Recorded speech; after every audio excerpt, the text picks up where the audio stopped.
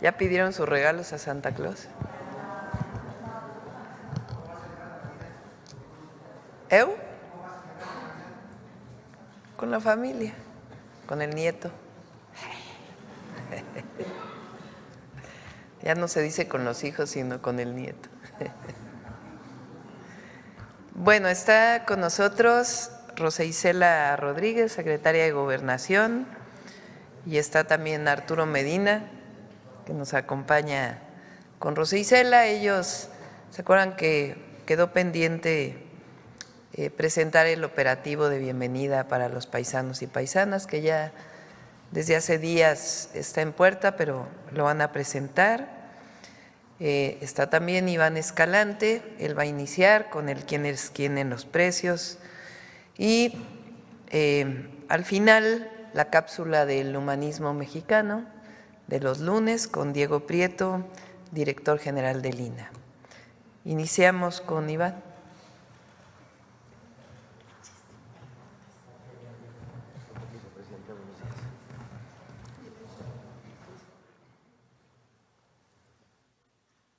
Muchas gracias, muy buenos días. Con su permiso, señora presidenta, muy buenos días, gracias.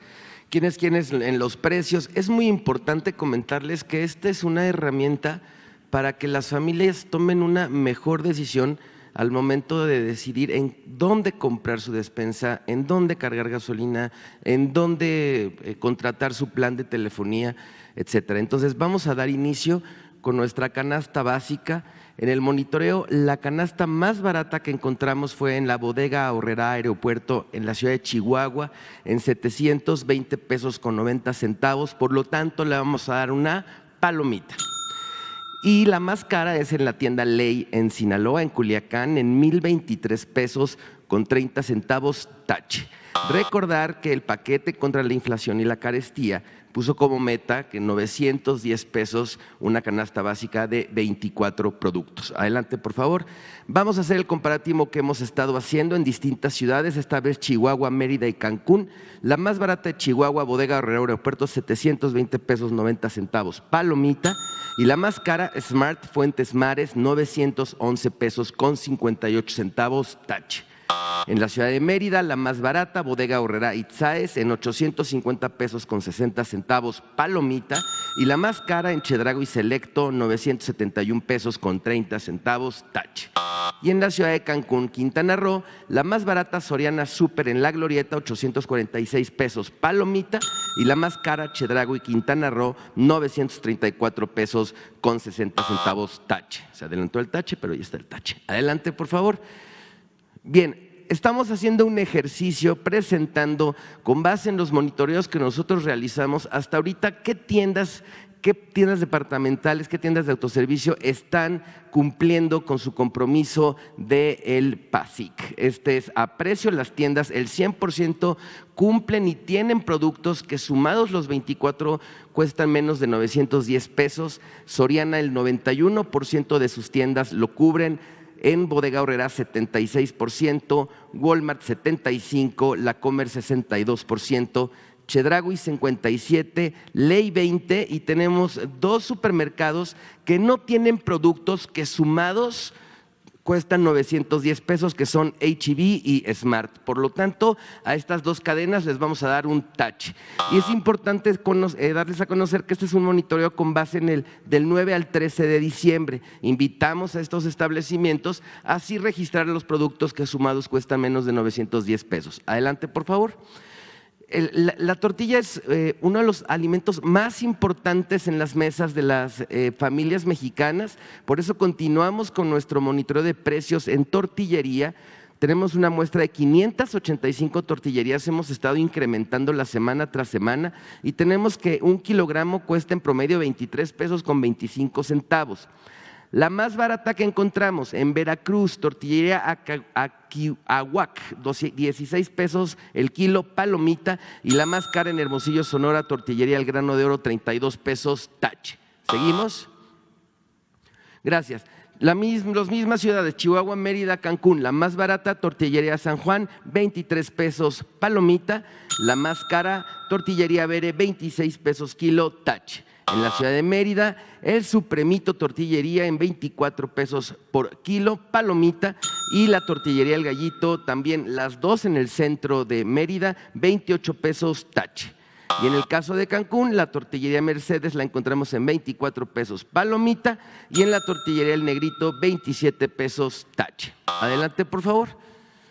Bien, monitoreamos en el quién es quién en los precios 197 alimentos utilizados para preparar platillos decembrinos. Aquí les dejamos dos recomendaciones para que puedan preparar, si todavía no compran, si todavía no tienen planeada la cena de mañana, les damos dos alternativas para que puedan consultar en la página de internet la receta completa con cantidades, con tiempos de cocción, etcétera, de dos platillos muy ricos para esta Nochebuena. Solomillo de cerdo en salsa de nuez, que cuesta 330 pesos y rinde para 6 porciones, y un pollo navideño relleno que cuesta 291 pesos y rinde para 4 porciones. Adelante, por favor. Terminamos con los consejos Profeco de la semana. 1. Canasta básica, compara y gasta menos de 910 pesos. 2.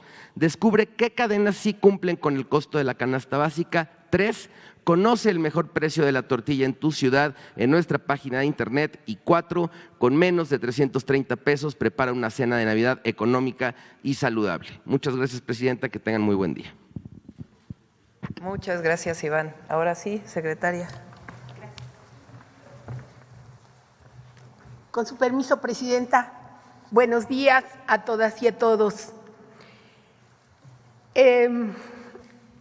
Especialmente mi mensaje para los hermanos y hermanas migrantes que están al otro lado de la frontera, un saludo fraterno.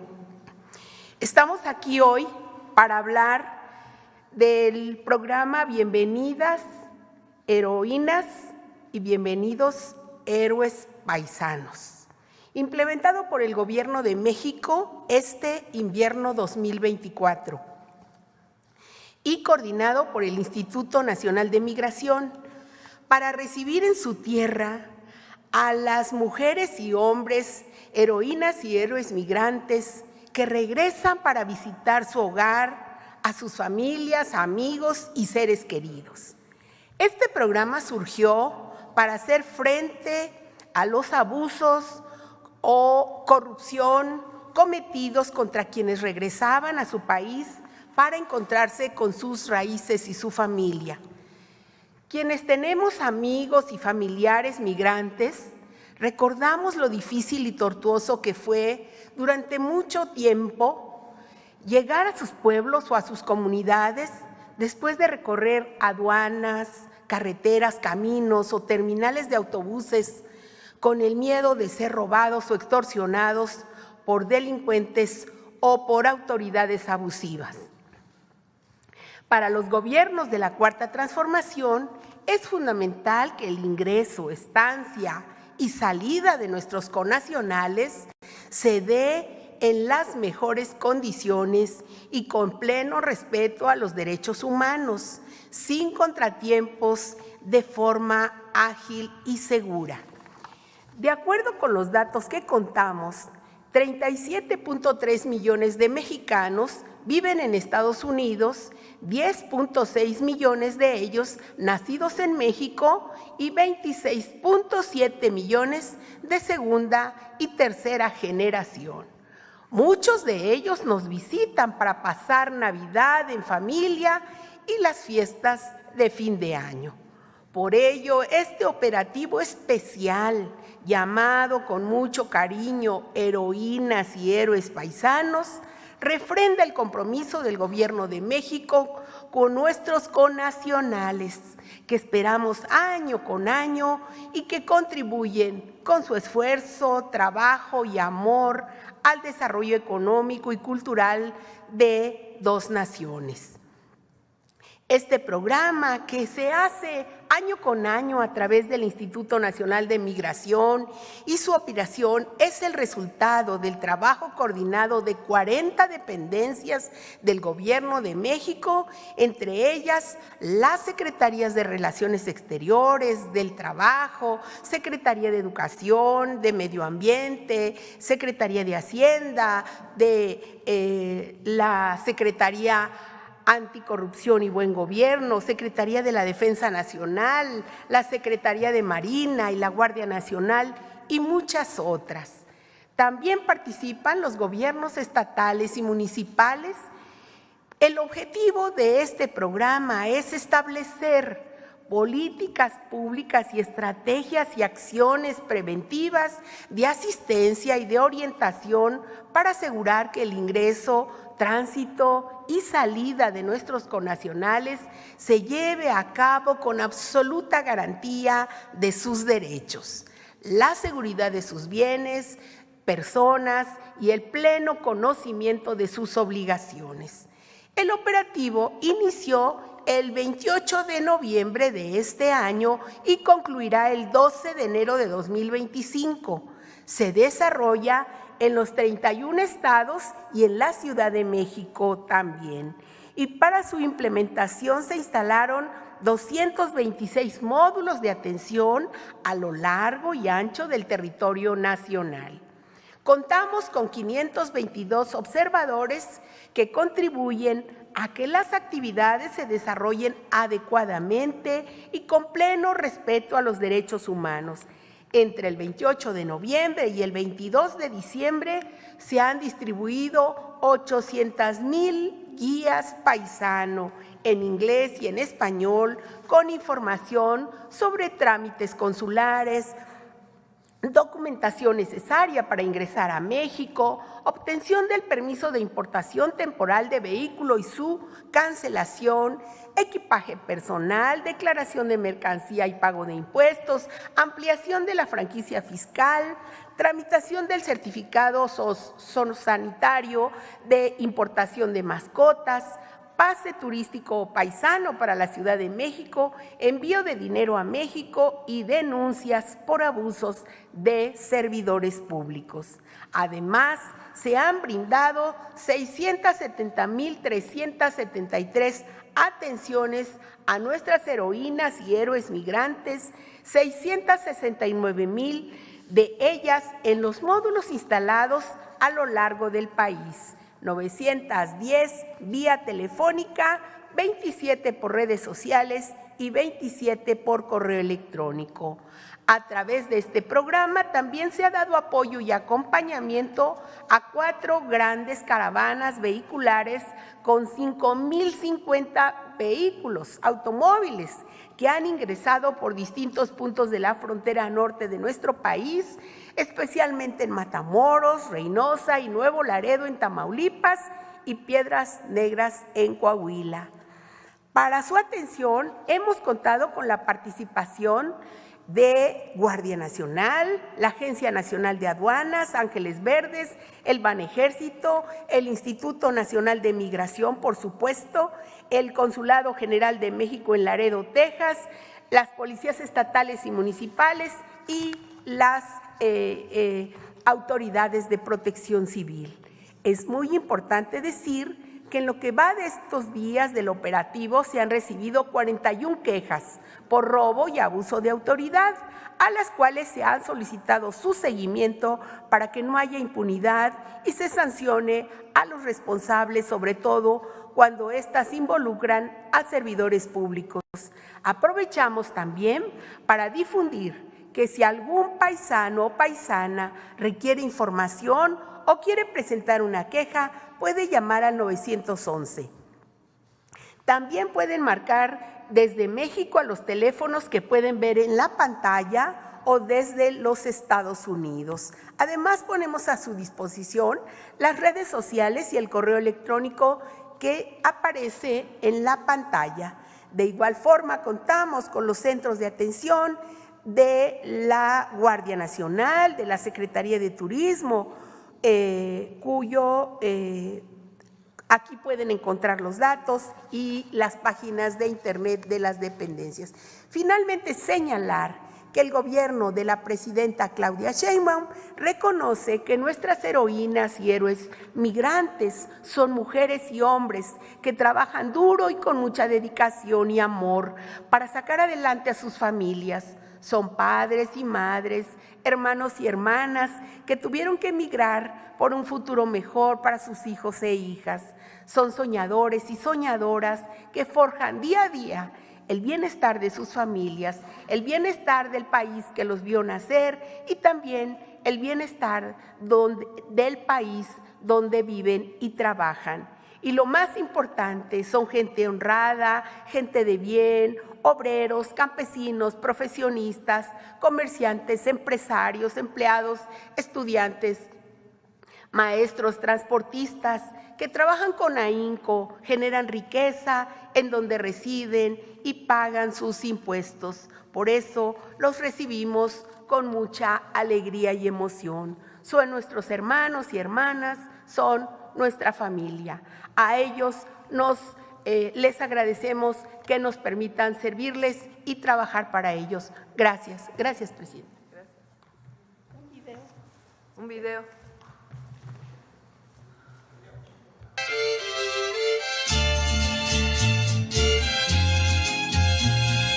A lo largo de todo el año, y con el objetivo de asegurar su ingreso, tránsito y salida, el gobierno federal, a través del programa Héroes Paisanos, atiende a los connacionales que arriban al país para visitar a sus seres queridos.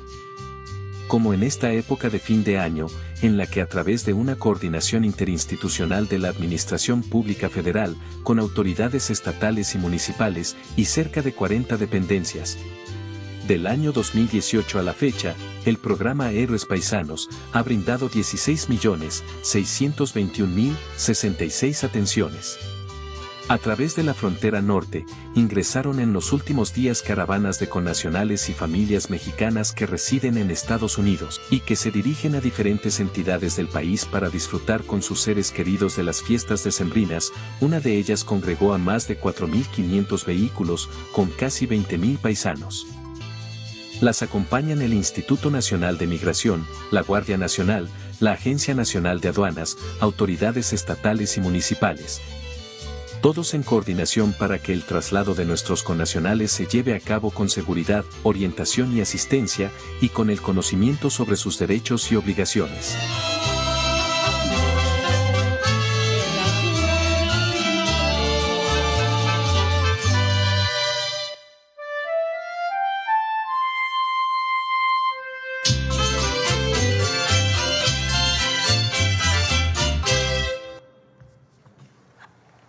Muy bien, ahora sí pasamos a las preguntas.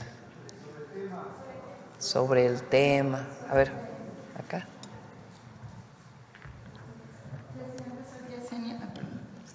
Buenos días, señora presidenta. Soy Yesenia Peralta de Business Energy. Tengo una pregunta sobre el tema a la secretaria.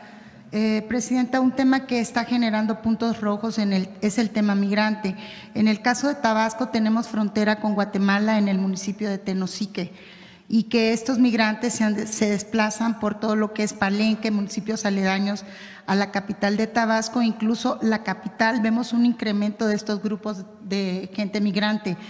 ¿Qué se está haciendo al respecto para proteger la integridad de estas personas una vez que se internan en el territorio mexicano, sabiendo también que acarrean también algún tipo de situaciones en la cuestión social y económica en las zonas donde se presenta este incremento? ¿Quieres comentar algo, Arturo? Sí. Gracias. Gracias, muy buenos días. Con su permiso, señora presidenta. Decir que desde el Gobierno de México trabajamos en una política humanista, en atención a lo que se pregunta, en los distintos ingresos que existen en nuestro país por las distintas entidades. Se cuenta con una acción coordinada que encabeza el Instituto Nacional de Migración, pero también participa la Secretaría de la Defensa Nacional, la Guardia Nacional, la Secretaría de Gobernación, la Secretaría de Marina. Todas estas instituciones trabajamos para que las personas migrantes pues tengan las mejores condiciones, entre ellas la de seguridad, pero también contamos con una red de albergues de las distintas autoridades, entre ellas también el DIF, para dar una atención en el sur del país a los hermanos de latinoamericanos o de las otras nacionalidades que ingresan al país. Recordar que México se rige por una política migratoria humanista, que trabajamos principalmente en la atención de las causas y que esas causas se atienden también en sus lugares de origen a través de los mecanismos de repatriación voluntaria con los que contamos, y en nuestro país pues generando espacios adecuados para contar con una migración ordenada, segura y también regular, y que las personas que hoy están acá pues cuenten con esas condiciones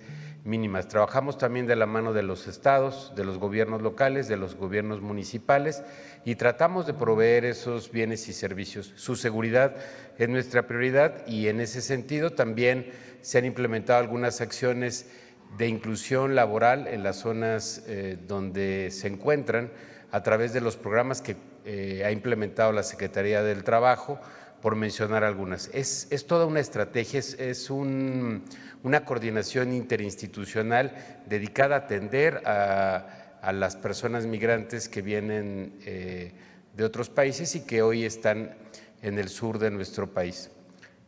Es cuanto. Muchas gracias. Una segunda pregunta. Presidenta, en su actual administración y con la continuidad en la 4T, representa un enorme avance para consolidar lo que se implementó desde el gobierno del presidente Andrés Manuel López Obrador en materia de infraestructura, como lo es Tren Maya, además los demás trenes a nivel nacional que se van a implementar, aeropuertos y todo lo que hubo durante el gobierno del presidente Andrés Manuel. Para el caso del Tren Maya en el sureste y que se acaba de inaugurar, los tramos que faltaban, sigue con esto lo que el presidente Andrés Manuel López Obrador mencionaba y que es también importante de igual manera lo que él llamaba embellecimiento de los pueblos, dado que la mayoría de estos pueblos se encontraban en completa marginación. ¿Este es el paso a seguir, señora presidenta? Se hizo desde la construcción y continúa. La manera en que trabajamos y trabajó en su momento el presidente López Obrador fue desarrollar el Tren Maya, primero consultando con las comunidades. Se hizo una consulta indígena en cada una de las comunidades, de los pueblos, por eso no hubo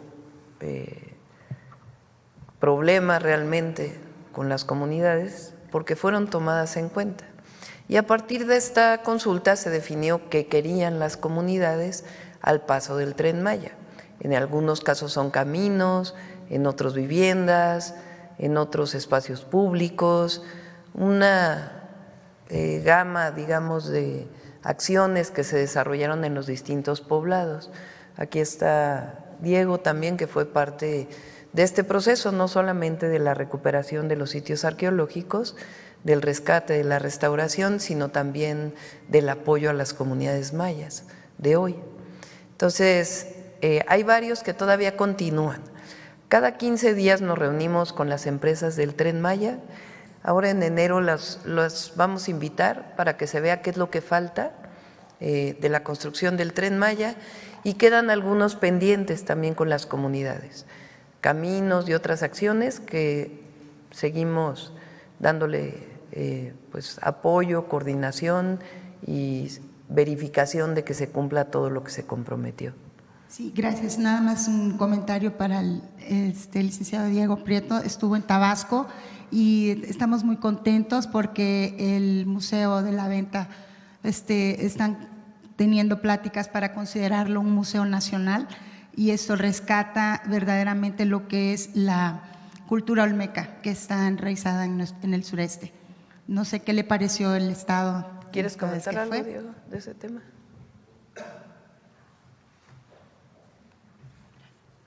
Sí, aprovechando la anfitrionía de Javier May, gobernador de Tabasco, estuvimos el viernes pasado, por eso no pudo estar yo aquí para dar cuenta de la repatriación de bienes que entregó el gobierno de Italia a nuestro país, pero estuvimos ahí y conversamos de la necesidad de mejorar este parque museo que creara don Carlos Pellicer, Museo Poema le llamó también, en donde desplegó una serie de piezas monumentales de la cultura olmeca.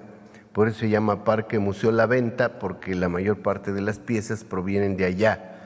Lo cierto es que la UNESCO ha recomendado que estos elementos monumentales, estas esculturas pétreas, se puedan proteger y ya no estén más en la intemperie, de manera que la idea es poder construir un museo austero, pero un museo a la altura de la importancia que tuvo lo que se ha llamado la cultura madre, la cultura primigenia de Mesoamérica, y que ahí puedan estar las piezas originales dejando réplicas en todo este recorrido muy hermoso que combina las expresiones de la cultura olmeca con la maravilla de la flora y fauna de esta región de Tabasco, de Villahermosa, y que se pudiera pensar en un Museo Nacional de la Cultura Olmeca. De eso estamos platicando con el gobernador May, y por supuesto le presentaremos la propuesta a la presidenta Claudia Sheinbaum para que podamos tener en Villahermosa un espacio de este nivel, proteger las piezas originales provenientes de La Venta, Tabasco, una de las dos grandes ciudades olmecas primigenias, y que podamos contar con este destino para que los habitantes de Tabasco, los mexicanos y todo el público que llega a esta entidad pueda disfrutar de la maravilla que fue la civilización olmeca. Gracias.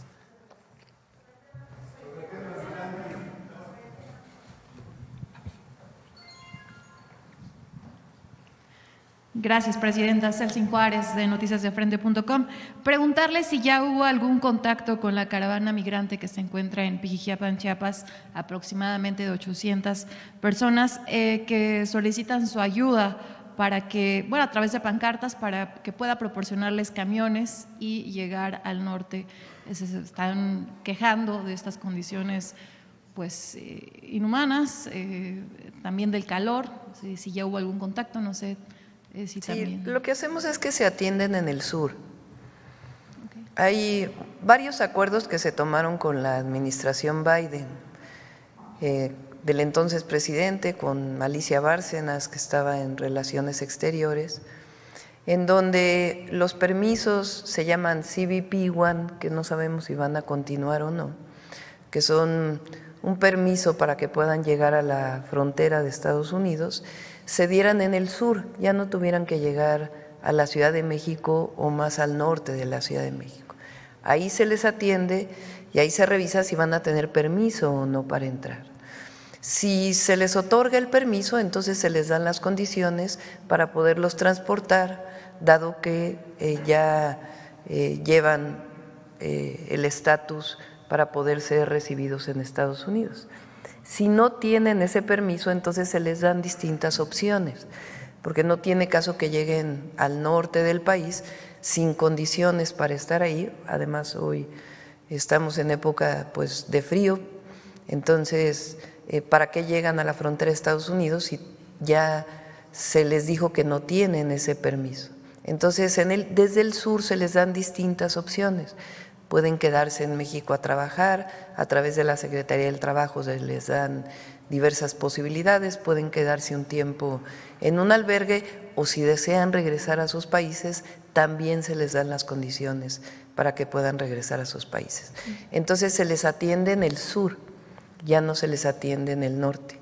Eso es parte de una estrategia integral, por eso ya no llegan las caravanas de migrantes al norte, que fue algo de lo que hablé en su momento con el presidente Trump cuando hablamos por teléfono. Presidenta, ¿usted ya se enteró si ya se pusieron en comunicación con estas personas? Sí, está trabajando la subsecretaria. ¿Quieres comentar, Arturo? Gracias, Presidenta. Hay un seguimiento permanente de todas las caravanas. El Instituto Nacional de Migración y la Unidad de Política Migratoria acompañan junto con instancias de derechos humanos. Nosotros trabajamos de manera coordinada también con la Organización Internacional para las Migraciones y con ACNUR, entonces hay un seguimiento constante, pero como ha señalado la Presidenta, la atención se da en el sur y cuando cuentan con su fecha de cita CBP-1, se les genera un corredor humanitario, un corredor seguro para llegar a la frontera norte.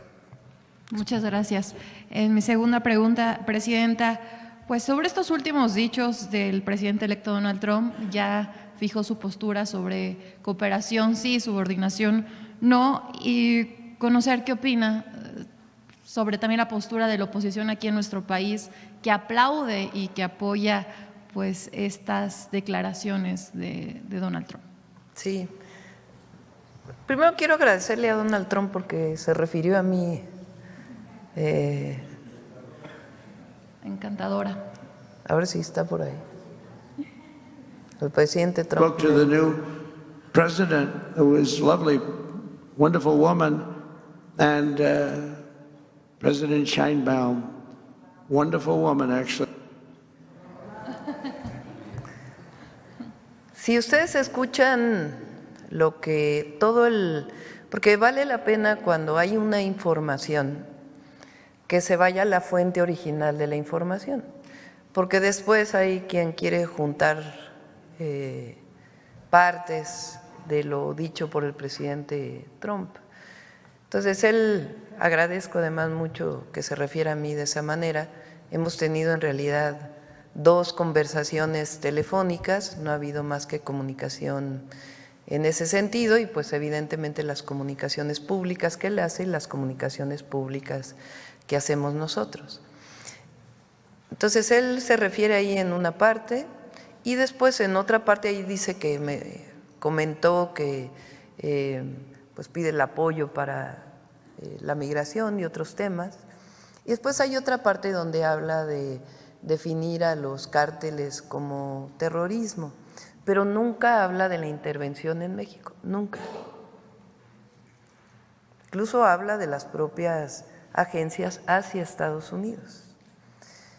Entonces, ¿qué pienso yo más allá de la manera en que se expresa el presidente Trump?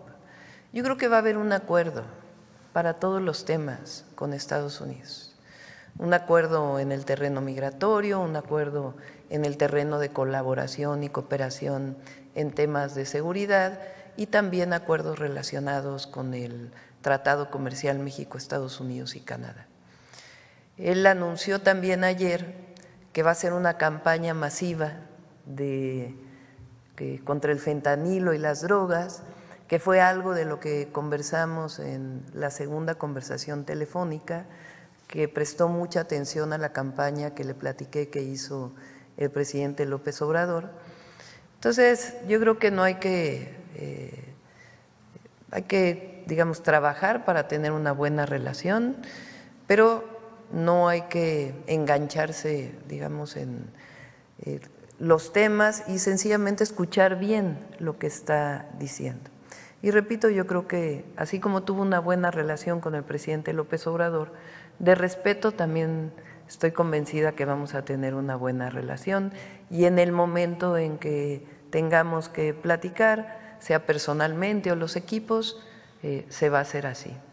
Ahora, la oposición, claro, increíble la verdad, celebrando la intervención, una intervención de Estados Unidos en México.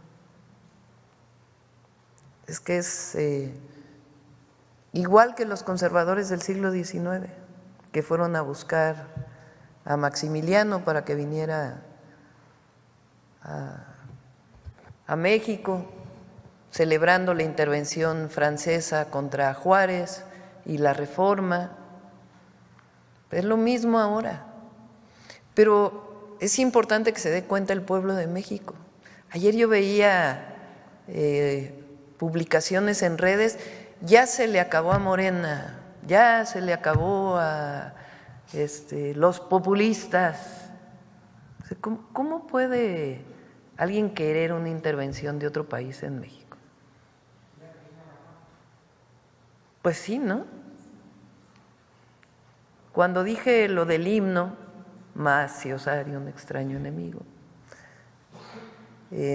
algunos se burlaron, pero es algo que está en el corazón de las y los mexicanos, la defensa de nuestra soberanía, de nuestra independencia. Somos un país libre, soberano, independiente, y nos relacionamos, colaboramos, trabajamos. Por supuesto que nosotros tenemos que colaborar hasta por razones humanitarias de la crisis de consumo de fentanilo, de drogas, pero particularmente de fentanilo que tiene Estados Unidos, y en eso hay que colaborar. Y también pues de lo que significa la colaboración en términos de información, de trabajo conjunto para poder atender la inseguridad que se vive en México y la violencia. Pero de eso a una intervención, pues evidentemente, yo creo que si hacen una encuesta, el 99% no está de acuerdo. La gente está de acuerdo en colaborar, en coordinarse, pero no está de acuerdo en una intervención. Entonces, vamos a mantener comunicación, relación con el gobierno de Trump, del presidente Trump, y ya pues veremos en su momento cómo se dan las condiciones para poder llegar a diferentes acuerdos, que lo único que pedimos nosotros son acuerdos de alto nivel, que nos permitan hablar de todos los temas y establecer las condiciones de coordinación. Ahora, ayer también se refirió al tema de Panamá, y ahí sí nuestra solidaridad con el presidente de Panamá, que salió muy rápidamente a decir el canal de Panamá es de los panameños, y en efecto el canal de Panamá es de los panameños. Entonces ahí sí nuestra solidaridad, nuestro apoyo al presidente de Panamá, al pueblo de Panamá, y también que es importante, que es el fondo. En la medida en que los países de América Latina y el Caribe, todos los países, pero en particular América Latina y el Caribe, puedan gozar de condiciones de desarrollo, de bienestar, en esa medida va a disminuir la migración. El fondo de cómo atender la migración es atendiendo las causas que generan la migración. Entonces, eso va a seguir siendo nuestro posicionamiento y la relación que debamos tener en todos los temas, porque además pues somos países vecinos y nuestra defensa de las mexicanas y mexicanos que viven en Estados Unidos. Gracias, presidenta.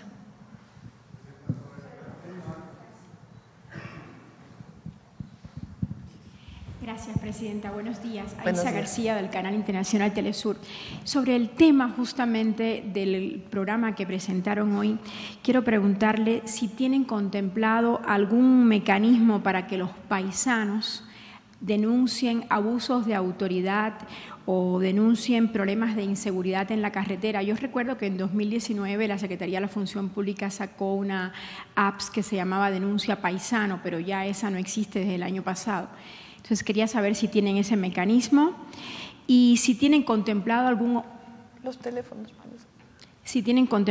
operativo especial en la frontera para recibir a los paisanos que regresen por miedo a los amagos de deportación de Donald Trump. Y sobre el tema también, si el gobierno está preparado para la reinserción de connacionales que quieren regresar a México en materia de empleo, de seguridad social y programas del bienestar. Sí. Estamos trabajando en varios esquemas. Uno, para todos aquellos que quieran regresar de manera voluntaria a nuestro país, para que puedan tener todos los programas de bienestar al que pueden acceder de manera inmediata, expedita. Entonces, estamos trabajando en todo ello para que puedan regresar, que tengan acceso a empleo si es que lo requieren, puedan llegar a sus lugares de origen con seguridad y certeza. Y en particular este trabajo, este operativo especial de Navidad y Año Nuevo que presenta la secretaria Rosa Isela. Aquí están los teléfonos a los que pueden llamar y las redes sociales en donde pueden comunicarse para denuncia o también para apoyo, para lo que se requiera. Y por otro lado también en caso de que hubiera una deportación que sería, digamos, regreso no voluntario. Estamos trabajando con los consulados, como lo mencionó el canciller Juan Ramón de la Fuente, para que todos nuestros hermanos, hermanas, paisanos, paisanas mexicanas allá sepan cuáles son sus derechos, a quién llamar, cómo llamar al consulado, cómo pueden recibir apoyo jurídico, apoyo legal y en caso de que ya lleguen a nuestro país, poderlo recibir adecuadamente. En todo eso estamos trabajando, en su momento ya lo informaremos. Señora Presidenta, en relación con Donald Trump, estas posturas que usted hoy ha fijado aquí y también a través de las redes sociales de cooperación sí, subordinación no, no intervencionismo, etcétera, etcétera, ¿se ha comunicado esto oficialmente al futuro presidente de Estados Unidos o solo ha sido también como él lo hace a través de conferencias y redes sociales? Sí, no hemos tenido mayor comunicación. Recuerden que ellos todavía requieren ser ratificados, la mayoría del equipo, bueno, la gran mayoría del equipo del presidente Trump tiene que ser ratificado por el Senado de Estados Unidos. Una vez que sean ratificados, pues ya estaremos entrando en comunicación con ellos para poder pues llegar a los diferentes acuerdos. Entonces, por lo pronto, pues son las dos llamadas que hemos tenido, la comunicación pública que hacemos, como aquí ahora, y en su momento, pues ya tengan la certeza de que nos vamos a comunicar. Sobre el panel del maíz, usted habló de esto, bueno, el viernes, por fin se suprimieron las barreras mexicanas a las importaciones de maíz transgénico para consumo humano y, bueno, ese panel recomendó que México adopte medidas para cumplir con sus obligaciones ante el Tratado de Libre Comercio y con Estados Unidos y Canadá. Se dice que es un negocio anual de más de $4,000 millones para Estados Unidos y Canadá, un negocio bastante jugoso. Y bueno, usted ha dicho que en febrero se intentará en el Congreso legislar al respecto, pero los investigadores señalan que las esporas de las plantas del maíz ya están aquí en México, porque ya hace muchos años que llegaron. Y la pregunta es, ¿qué puede hacer México para proteger las semillas autóctonas, que son milenarias, de su maíz y, por tanto, la alimentación del pueblo mexicano? Son dos temas. Uno es la importación de maíz, particularmente amarillo, porque es el maíz que se importa y que es principalmente para consumo animal. Entonces, esa es una parte, digamos, la parte de comercio y de importación de maíz amarillo. La parte que a nosotros nos importa o que tiene más importancia para México, aunque evidentemente creemos que hay efectos a la salud y que eso tiene que irse disminuyendo, pero la parte que es fundamental proteger es la siembra de maíz en México. La siembra de maíz en México, todavía en una parte muy importante de nuestro país, es con maíz criollo. El maíz no surgió de manera silvestre. Las investigaciones hasta ahora, aunque hay distintas teorías, una de las teorías es que fue la domesticación del teocintle lo que vio esta planta maravillosa del maíz que tiene muchísimas variedades. El maíz azul, el maíz… Bueno, hay cientos de variedades que están reconocidas por las investigaciones mexicanas y también como parte de la biodiversidad genética del mundo.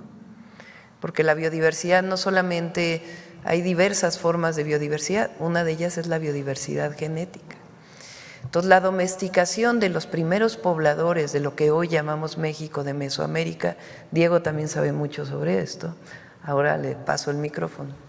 La domesticación fue lo que produjo las diversas variedades del maíz, que permiten sembrarse y dar producción en distintas alturas.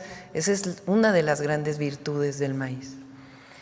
Entonces el maíz hay que protegerlo por la biodiversidad, por su diversidad genética, pero también culturalmente, porque México está ligado intrínsecamente, culturalmente, por nuestro origen, por lo que son los pueblos originarios de ayer y de hoy y la resistencia con el maíz.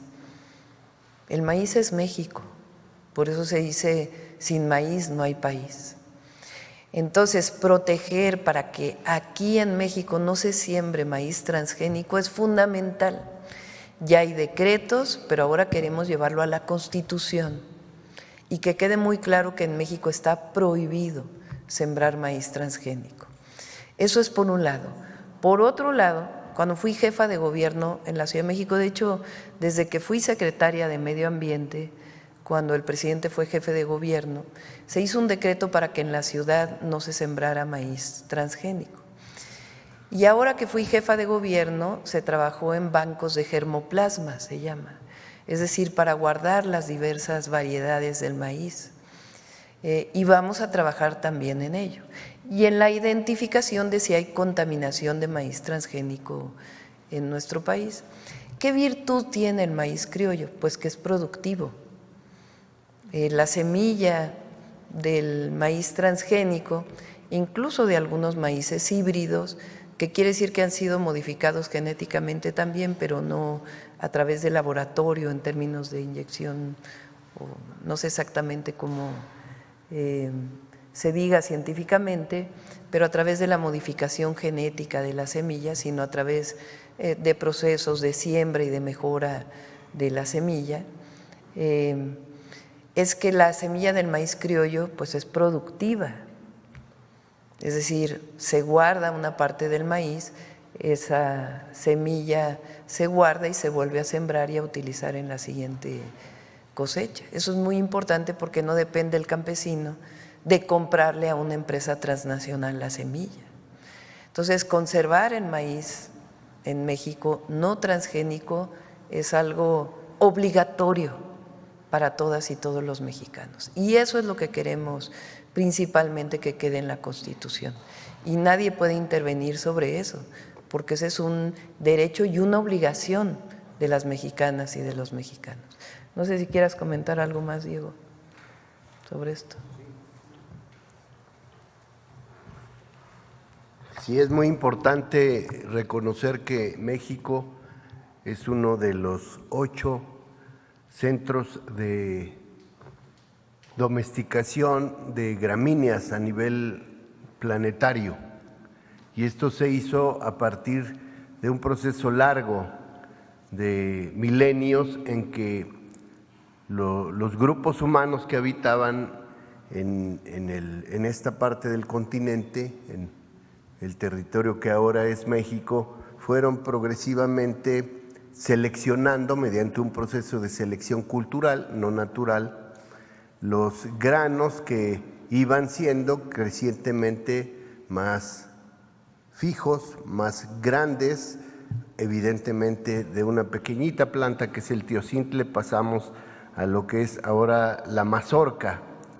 Y esto se da de la mano de un portentoso sistema agroalimentario que se llama milpa, que tiene 3 componentes fundamentales. El maíz, que como bien ha dicho la señora presidenta, es una planta que no surge de manera espontánea, es una planta construida por el ser humano, creada por los grupos humanos que poblaban esta parte del territorio americano, que en el siglo pasado le llamaron Mesoamérica, pero que va de la mano con el frijol y la calabaza, que en algunos pueblos constituyen una suerte de trinidad sagrada, y además de muchas otras plantas, el chile, los quintoniles, el amaranto, los nopales, los agaves, y dependiendo de las situaciones climatológicas, otras plantas que se integran a las milpas,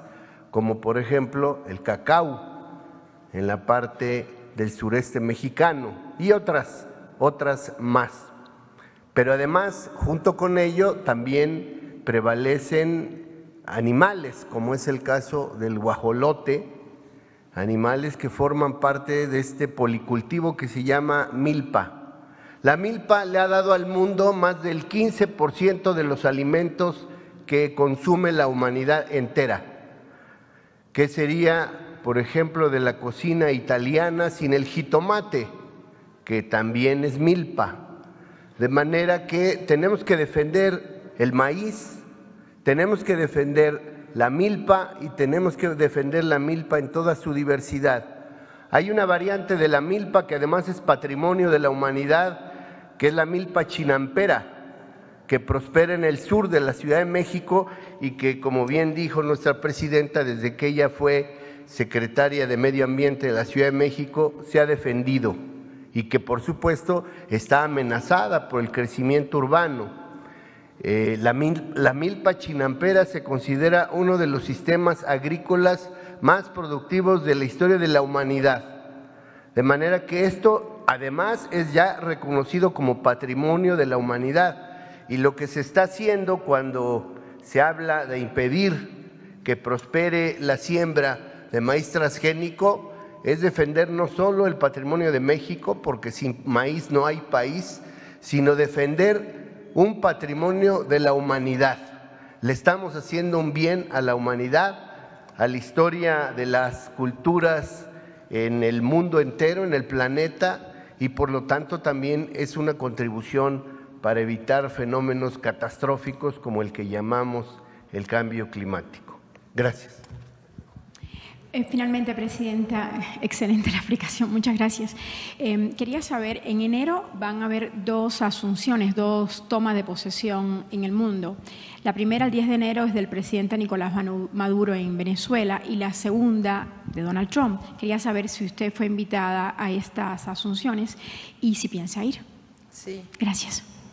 En el primer caso va a ir una representación o el propio embajador que está en Venezuela, y en el segundo caso entiendo que todavía no hay invitaciones, no solo a México, sino que todavía no hay invitaciones en general. Aunque el presidente Trump mencionó que iba a invitar al presidente de China en una de sus conferencias y publicaciones. Acá. A ver, aquí primero las damas, ¿cómo dice?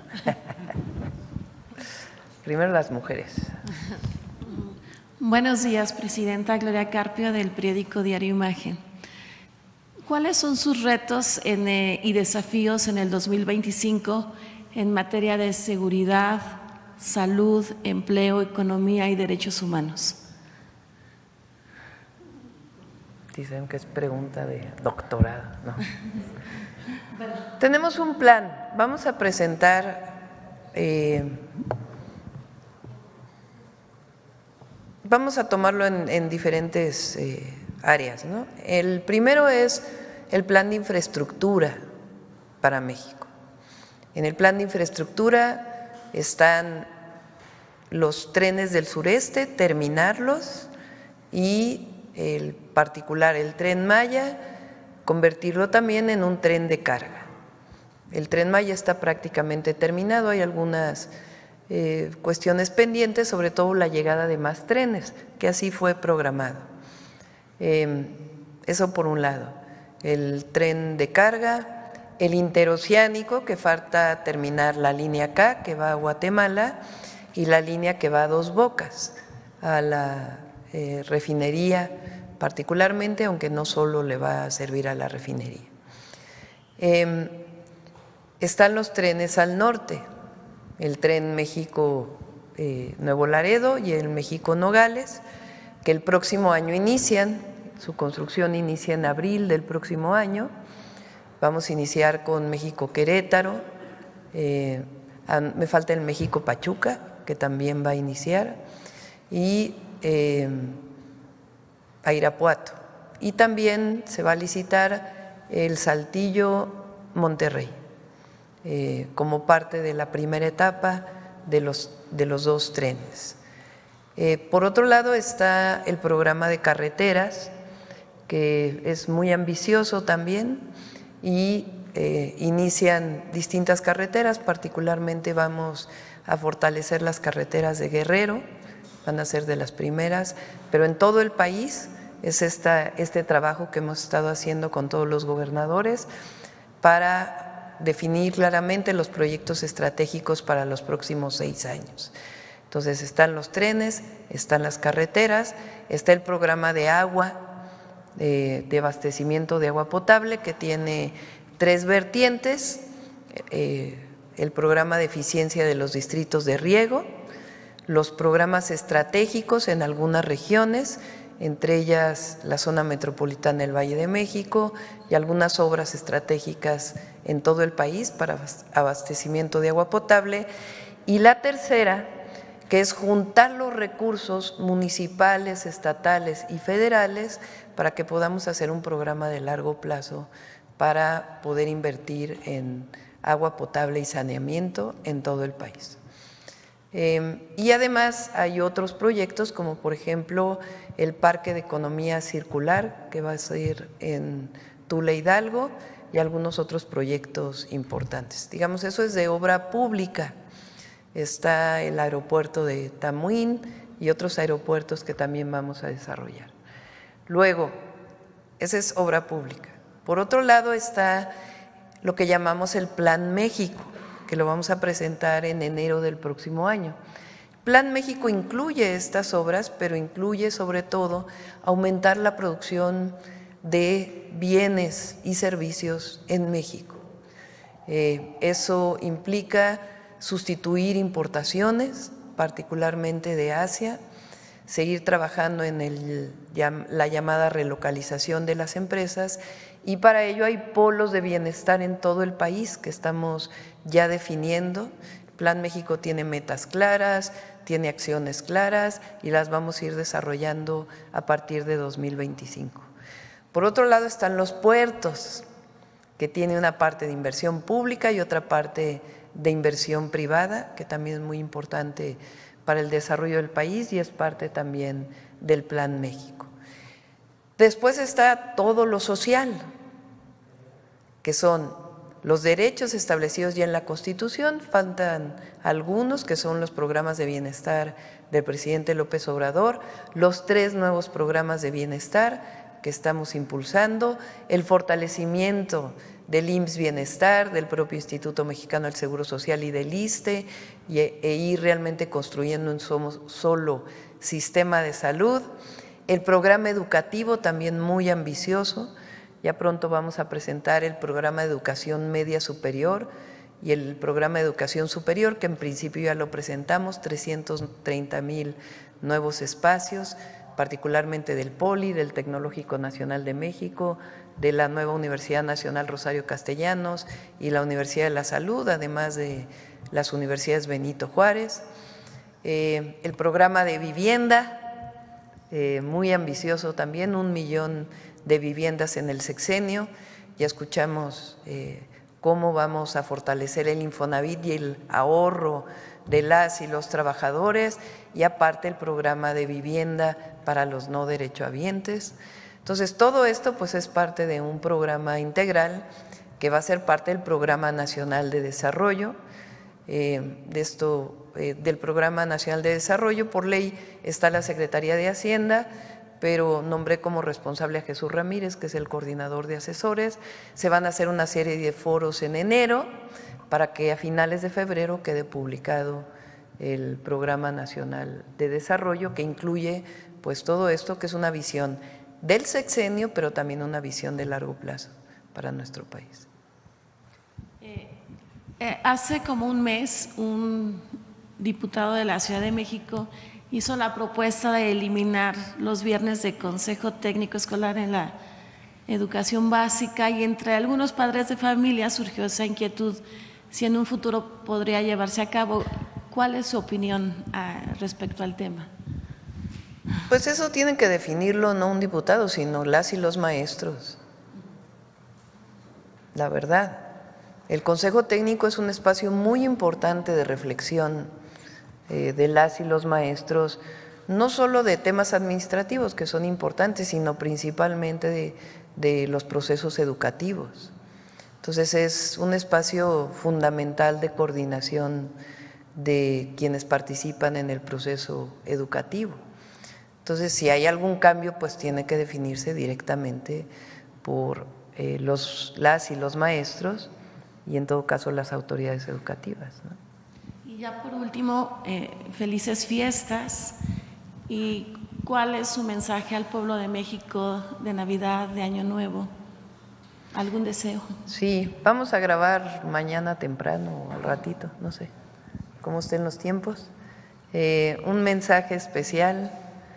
Primero, desearle a todas las familias mexicanas, a todas y todos los mexicanos, lo mejor este fin de año, que la pasen en familia, lo mejor para el 2025, decirles que vamos a trabajar en cuerpo y alma, con cuerpo y alma para el bienestar de México, que no compren y compren y compren, el consumismo no lleva a ningún lado, que regalen amor, cariño, que se junten, es muy importante la reunión familiar, que si no se pueden juntar porque a lo mejor algunos están en otro lado, que no están en México, que se llamen por teléfono, que se hablen, que se quieran, que el amor familiar pues es lo más hermoso que hay, que se cuiden, que se protejan, que apapachen a los adultos mayores, hay que cuidarse, hay que abrigarse y mucho amor.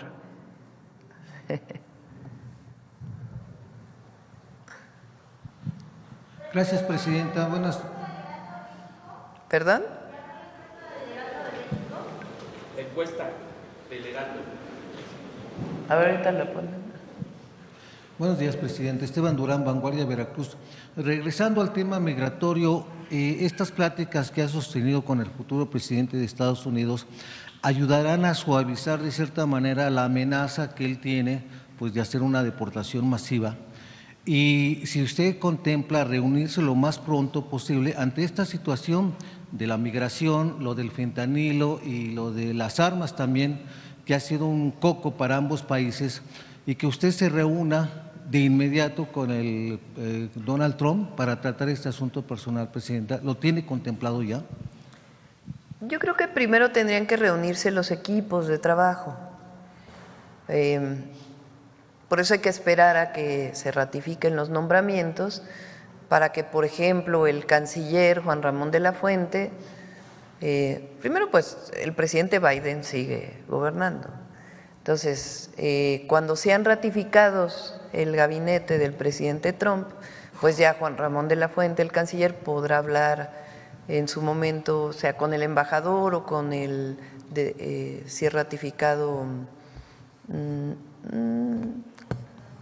el Departamento de Estado, olvidé ahora su nombre, Rubio, Marco Rubio, pues que se comunique con él, que puedan establecer comunicación, que en los temas de migración pues también a través de quien defina el presidente Trump puedan establecerse vínculos de trabajo. En el tema de seguridad pues sea con su consejero de seguridad, el Security Advisor que le llaman, o quien él defina, con el secretario de Seguridad y Protección Ciudadana, Omar García Harfuch, es decir, que haya colaboración, entendimiento, información entre los equipos de trabajo y ya después, en todo caso, pensar una reunión conjunta. ¿Pero usted lo contempla? ¿Usted desearía una reunión inmediata? Primero, repito, creo que deben reunirse los equipos, tener comunicación, siempre se puede uno comunicar por teléfono, por carta, a través de las vías diplomáticas, y vamos pues también a esperar al momento propicio. Bien, Presidenta, en este mismo tema, bueno, quizá sí vaya a haber estas deportaciones masivas. El gobierno mexicano está preparado, tiene la infraestructura, los recursos humanos y económicos para poder, bueno, pues atender a no solamente a los mexicanos o quizá de países de Centroamérica que lleguen a México, a nuestro país, y si también no podría causar para los habitantes de algunas zonas los albergues que pudieran ubicar para la atención de estos migrantes. ¿Cómo se atendería todo esto? Sobre todo la infraestructura, si la tienen contemplada también. Nuestra posición es que, primero, que los mexicanos y las mexicanas en Estados Unidos no son criminales, sino que aportan muchísimo a la economía de los dos países, que hemos puesto aquí datos, vamos a repetirlos nuevamente, vamos a hacer una presentación especial sobre ello, de lo que aportan las y los mexicanos, lo dije ahora en Ciudad Juárez. 7 de cada 10 trabajadores del campo son mexicanos o de origen mexicano, o sea, de primera o de segunda generación, quiere decir, o nacieron en México o nacieron en Estados Unidos, pero son de padres mexicanos, son 7 de cada 10. Si esos trabajadores mexicanos no trabajaran en el campo, pues no habría producción agrícola en Estados Unidos. Eso significaría que no habría comida en las mesas de las y los estadounidenses. Se estima, por ejemplo, que sin ese trabajo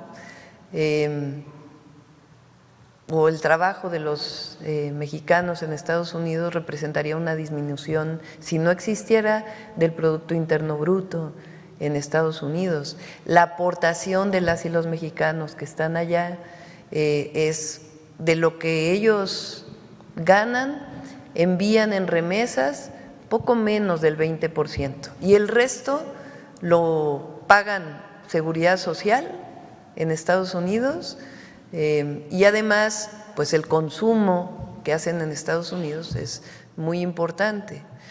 Entonces, el trabajo de las y los mexicanos, que son de lo mejor del mundo en las distintas áreas, los mejores trabajadores del campo, los mejores trabajadores de la construcción, los mejores trabajadores en fábricas, los mejores trabajadores en espacios académicos, porque también producen patentes mexicanos y mexicanas en los Estados Unidos, en los distintos ámbitos en donde se trabaja, son de lo mejor que hay en el mundo.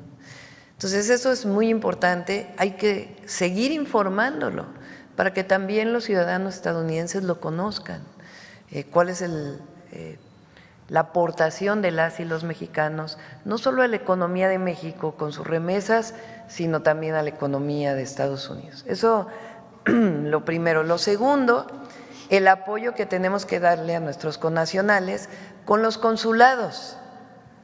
Por eso la simplificación administrativa, el apoyo legal que deban tener, el que sientan que los consulados están con ellos, que no los vamos a dejar solas o solos en ningún momento.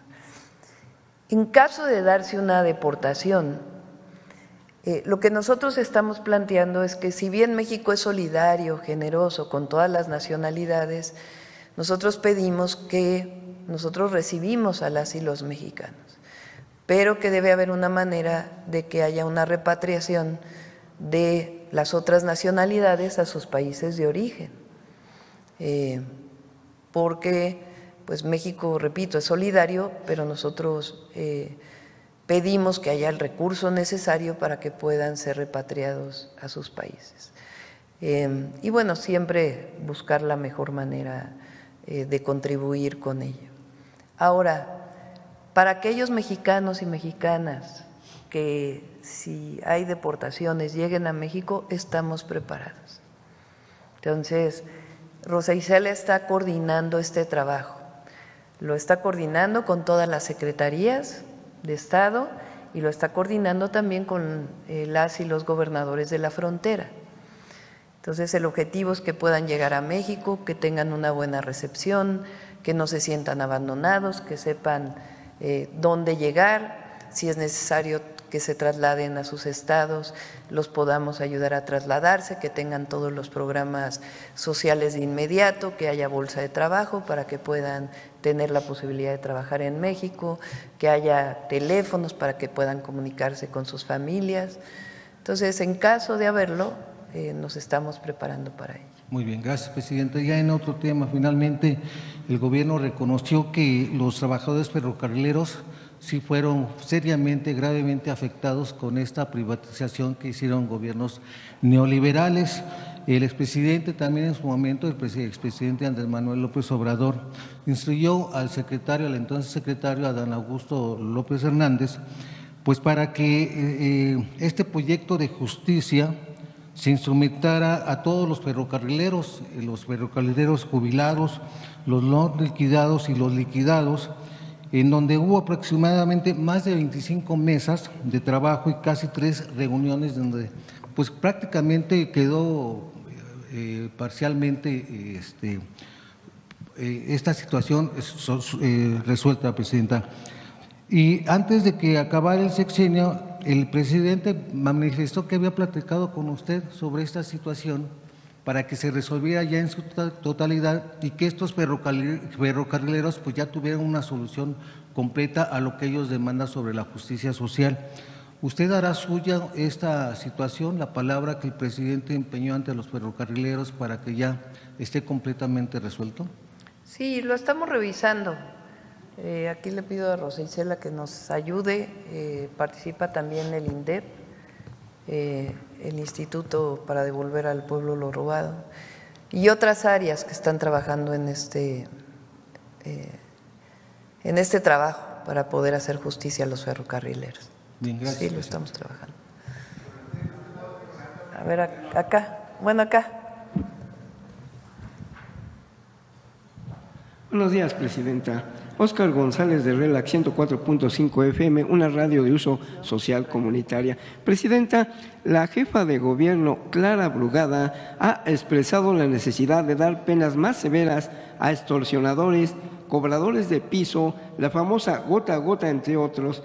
Habrá la posibilidad de hacerlo a nivel nacional. Y por otro lado, el pasado 6 de agosto, recolectores de basura de Chimalhuacán, encabezados por su líder, se manifestaron por la falta de capacidad del gobierno municipal de atender el problema de la basura, evidenciando 2 puntos: las extorsiones en Chimalhuacán, el basurero de él mismo, conocido como Escalerillas, donde se incendió el día 28 de mayo del 2022. Desde ese día para acá, los recolectores tanto del gobierno municipal como los recolectores independientes del Grupo Salas tienen que pagar por cada tonelada de basura que recolectan, que además siempre les meten toneladas de más en el momento de cobrarles en los tiraderos de Chicoloapan e Iztapaluca. Es urgente pues, que volteen hacia ese lugar, Presidenta. No sé qué podría hacer. ¿Cuál programa dijiste que sí puede ser nacional? ¿Declara? El de Clara Brugada es la necesidad de dar penas más severas a la extorsión. Bueno, ya está en la Constitución, que es delito que requiere prisión preventiva oficiosa, como delito grave. Eso significa delito federal. Entonces tiene que ajustarse el Código de Procedimientos Penales para poder en particular decir qué significa esto, y se está trabajando en una estrategia integral para la extorsión, en particular en Michoacán, pero ya va a ser extensiva a otras zonas ahí donde existe esta situación. Y sobre el tema de Chimalhuacán, recuerden que lo he mencionado varias veces, ya lo vamos a presentar aquí. Ahora se ha estado encargando también la secretaria de Gobernación, que tiene muchas capacidades, se encarga de muchas cosas a la vez, y además confiamos mucho en ella. Y además hemos nombrado a Germán Martínez para que se encargue en la parte de ingeniería, digamos, del programa integral para el oriente del Estado de México. En esa zona está Chimalhuacán. ¿En qué consiste este programa? Se está trabajando con los presidentes municipales, no todos han tomado posesión, los nuevos presidentes municipales, con la gobernadora y el gobierno de México, con distintas áreas. El objetivo es un mejoramiento urbano de la zona oriente, que tiene pues más de 10 millones de habitantes. Eso significa mejoramiento en el acceso a agua potable, mejoramiento en el drenaje y saneamiento, mejoramiento en la disposición final de los residuos sólidos plantas de reciclamiento de basura, vamos a llamarle más para que se entienda más fácilmente. Pavimentación, iluminación, movilidad, vialidades, seguridad. Todo eso está incluido en el programa. Entonces, lo estamos coordinando y en su momento lo vamos a presentar. Y la idea es esa.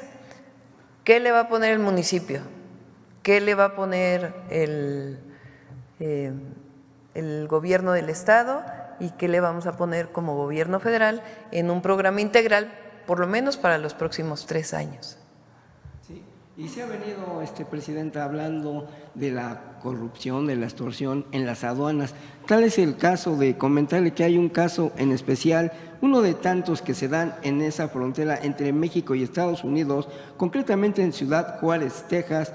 Se trata de un joven de nombre Kevin Cabrera, ciudadano americano radicado en Texas, quien al venir a Ciudad Juárez a reparar su camioneta Chevrolet Pickup, le fue retirada por autoridades de esa aduana solo por traer placas americanas ya vencidas y que por ello hacen acreedor a una multa de 485,000 pesos. Este tema ya lo habíamos traído aquí con el licenciado Andrés López Obrador. Él giró las instrucciones de que se hiciera lo propio, de que lo apoyaran, más sin en cambio ya tiene 1 año y no se ha hecho todavía este tipo de situaciones. Mira, por ahí está Adriana, que es para atención ciudadana, y ella, si le das el caso, lo atendemos. Sí, y por último, Presidenta, el tema del puente, que ya tiene conocimiento de Puebla, del estado de Puebla, del pueblo mixteco, va avanzado, ya fueron a medir, ya hicieron mediciones, nada más que únicamente ahorita está ya parado, ya no se ha hecho nada.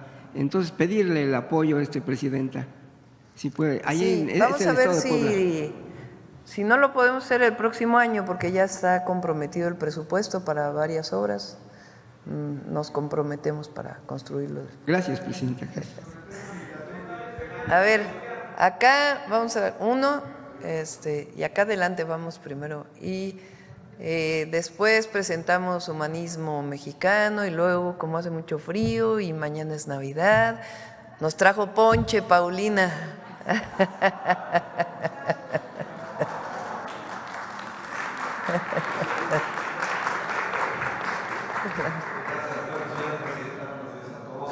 Arturo Pavón del Chapucero y Efecto Colateral. En días pasados, el titular del Instituto Nacional de Migración… Bueno, mañana es Nochebuena y el 25 Navidad. Perdón. Mencionó el titular del Instituto Nacional de Migración acerca de la figura del padre Solalinde, diciendo que es el pollero de Dios. Incluso mencionó que pues él, como activista, el padre, pues asusa a la gente para que vayan, hagan sus migraciones, para que… entonces… ¿Cuál es el sentir que tiene el gobierno federal que usted encabeza acerca de la figura del padre Solalinde? Mi respeto total, cariño al padre Solalinde. Él hace una labor muy importante y una labor humanitaria. Siempre desde, bueno, él como religioso, como padre de la Iglesia Católica, pero además como un verdadero cristiano, la verdad, porque es un hombre con muy buenos sentimientos y que ha apoyado siempre a la gente humilde. Tiene una visión siempre y busca siempre la solidaridad, el apoyo. Desde el gobierno, protegiendo siempre los derechos humanos, también tenemos diversas responsabilidades.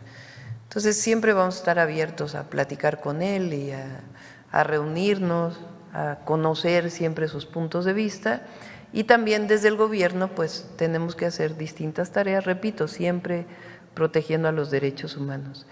Que por cierto, él mencionó a un personaje, hace poco lo oí en una entrevista, un pedazo que vi en las redes, con los periodistas que lo entrevistaron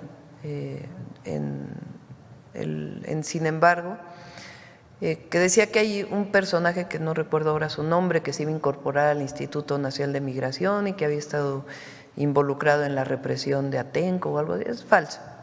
No se va a incorporar al Instituto Nacional de Migración y vamos a mantener siempre relación con el padre Solalinde. Muchas gracias. El presidente López Obrador mencionó en muchas ocasiones que él había tenido que pagar una cuota de humillación en pos del pueblo de México. Muchos de los que convergen con la Cuarta Transformación en sus diferentes lugares lo han tenido también que soportar, incluso los youtubers, a veces lo tenemos que hacer por declaraciones de los comentócratas. Yo quería preguntarle a usted si lo ve así, es una cuota de humillación, por ejemplo, lo que decía que se han burlado de que usted mencionó el himno nacional, ¿lo ve así como una cuota de humillación que hay que pagar? Y si es así, ¿qué es lo que hace que valga la pena el pueblo de México para que uno lo haga?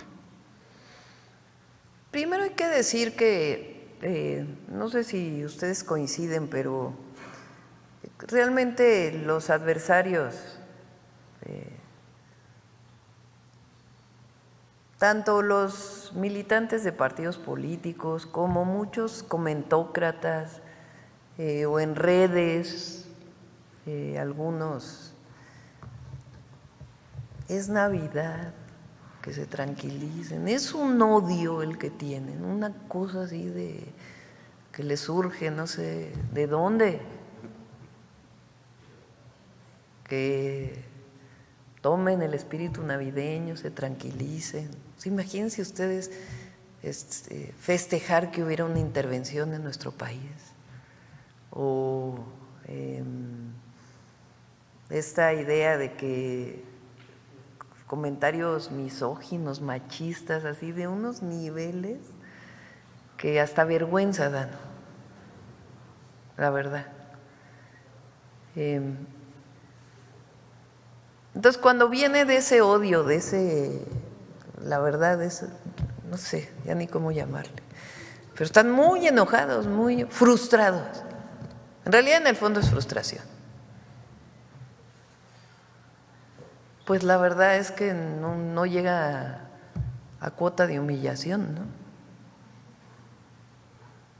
Otra parte tiene que ver, sí, pues en todo el proceso de lucha que hemos dado, sí hay momentos como el que mencionas y como el que mencionaba el presidente López Obrador.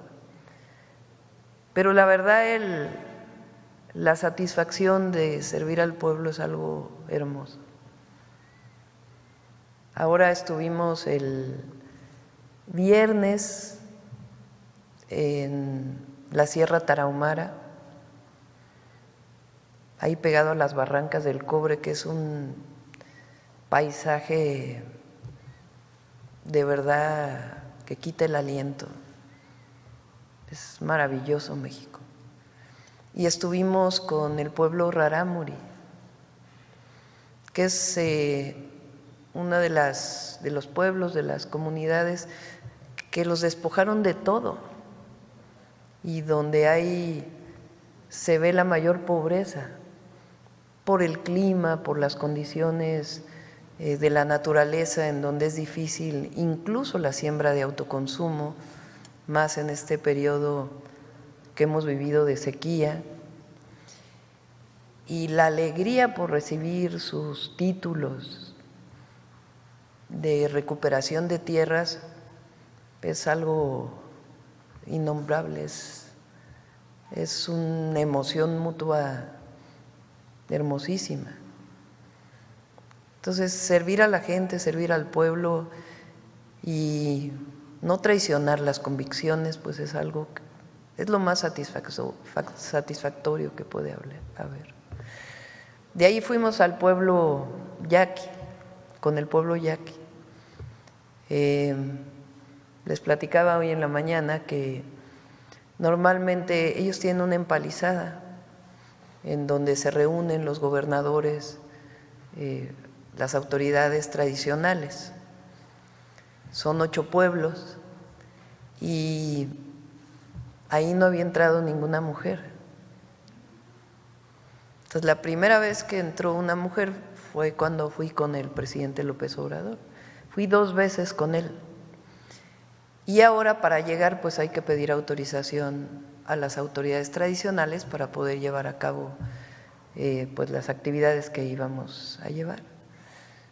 Entonces, la entrada es empalizada por primera vez, pues ya como presidenta constitucional, y el reconocimiento de ellos, porque en la lectura que hacen es, el pueblo de México decidió por primera vez que una mujer nos gobernara. Es algo muy emotivo y que muestra, todo muestra la transformación que está viviendo México. Esa transformación que los adversarios no han entendido y parece que no van a entender. El que el pueblo de México ya está empoderado, reconoce la transformación, está contento con la transformación y la fuerza de las mujeres. Porque hay una identidad de todas las mujeres, en donde no solo es que haya llegado su servidora a la presidencia, sino que, como lo dije desde el primer momento, llegamos todas. Entonces es muy poderoso lo que se está viviendo en México, muy, muy fuerte. Y es un privilegio poder servir y ser parte de este proceso de transformación.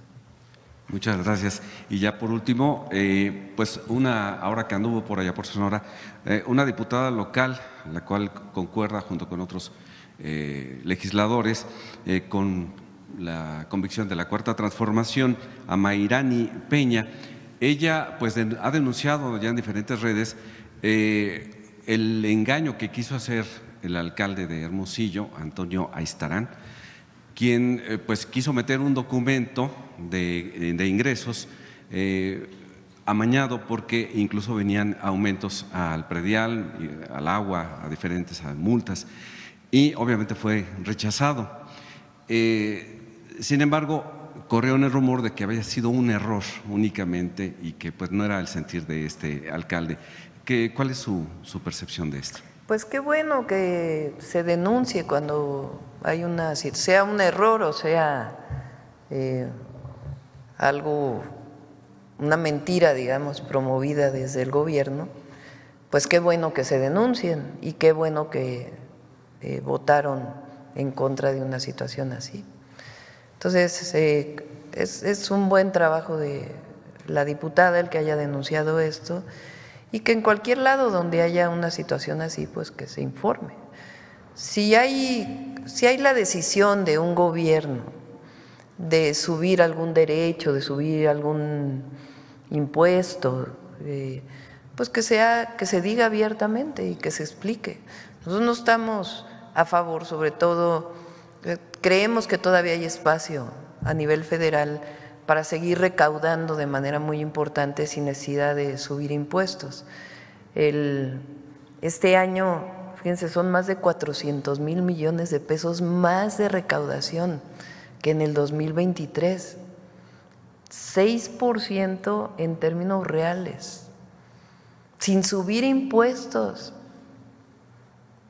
Es algo impresionante lo que ha hecho Antonio en el SAT, la verdad. Es un muy buen servidor público. Entonces todavía hay espacio, pero si algún gobierno decide que hay algún impuesto, lo que no estamos de acuerdo nosotros es que afecte a la gente, sobre todo a la gente más humilde. El IVA pues tiene esta característica de que al ser igual para todos, pues le afecta más al que menos tiene. Pero si hay la decisión de algún gobierno de subir algún impuesto, pues que se explique por qué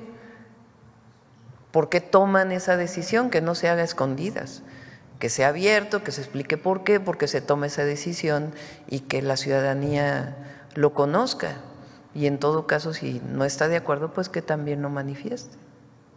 Muchas gracias. Esa es la democracia.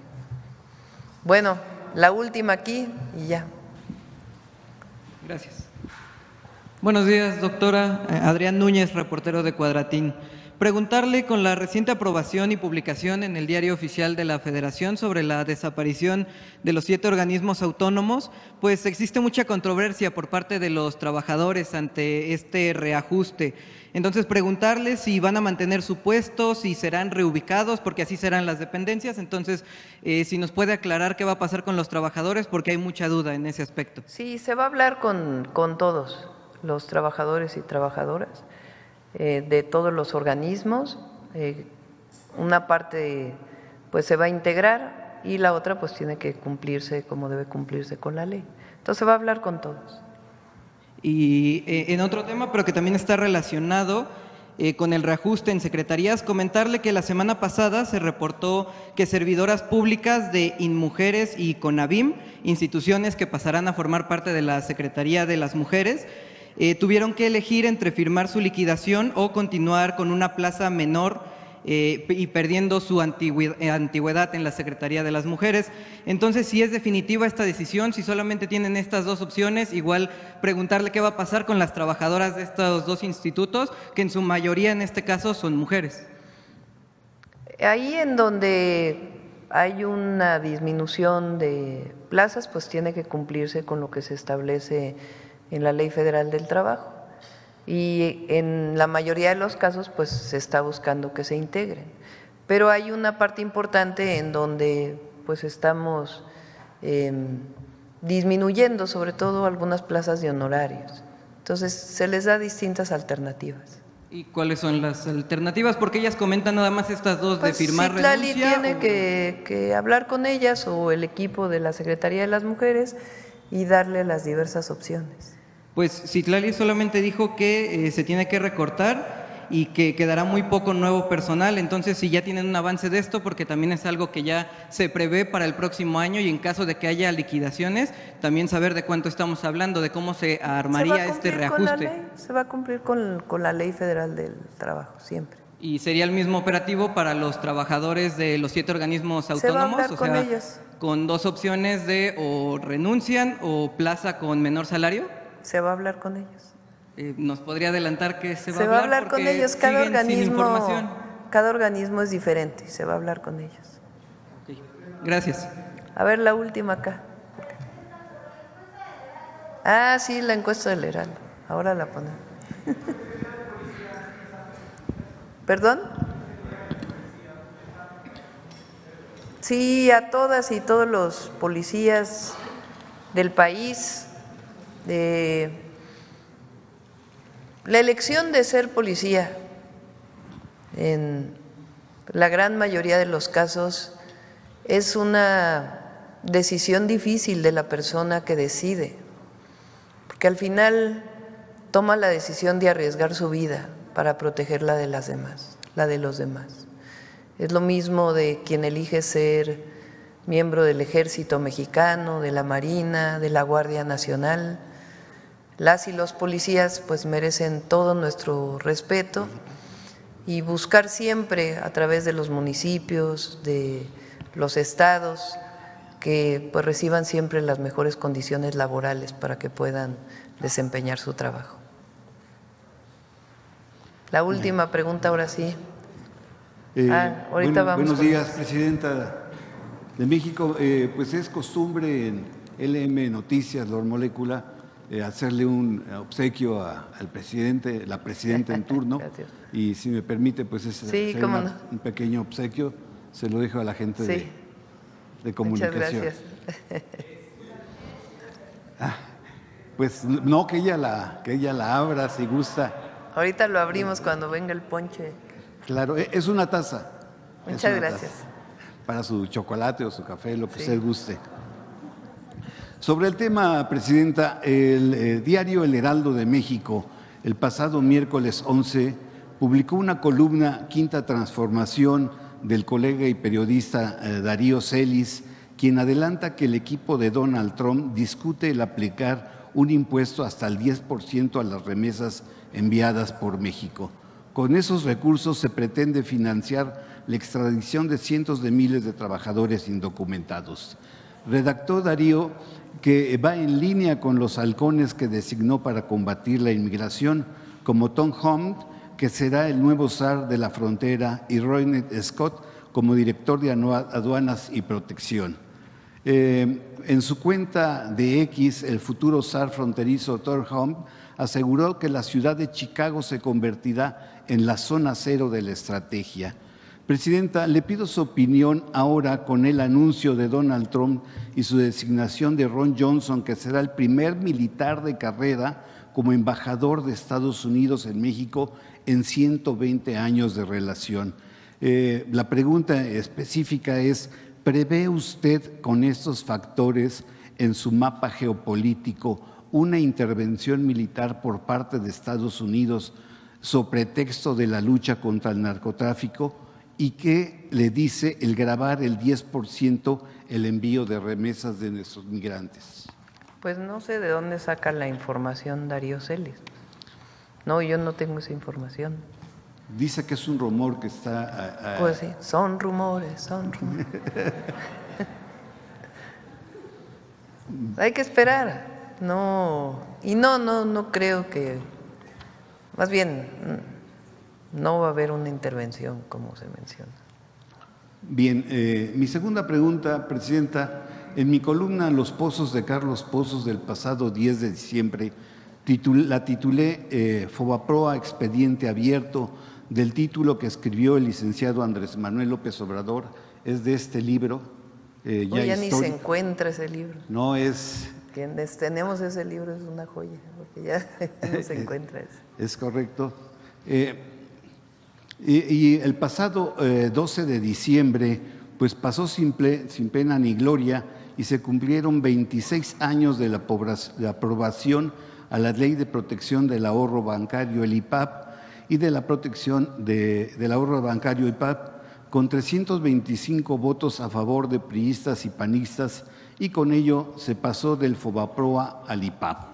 Les recuerdo que en el año de 1990, bajo la administración de Carlos Salinas de Gortari, se creó el Fobaproa, que es el mecanismo financiero que convirtió la deuda privada de los bancos en deuda pública.